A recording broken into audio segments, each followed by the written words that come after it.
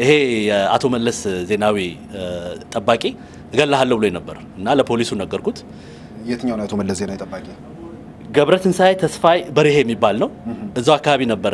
ቀድሞ አቶ መለስ ከመናገሩን በፊት ከኔ ጋር ትንሽ ንግግር አድርገን ነበር። እንዴት ተገናኝታችሁ ማለት ነው? እኔ ቆሜ በነበረበት ጊዜ መጣና አበሻነህ እንዳለ ቆሜ ስላየኝ ማለት ነው። እንግዲህ ጠርጥሮም ሊሆን ይችላል የሆነ ነገር ሊያደርግበት ነው መለስ ላይ ብሎ ይሆናል ብዬ ስለገመትኩ ምን አገባ አልኩት።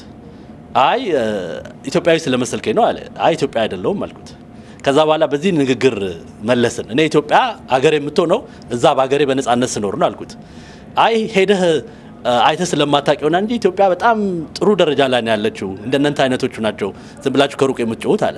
ያም ሆነ ይህ እኔም ቀስ አልኩና አንተ የመጣኸው ጌታህን ልጠብቅ ነው፣ እኔ የመጣሁት እውነት ልናገር ስለሆነ አታናግረኝ አልኩት። ወደዛው ሄደ።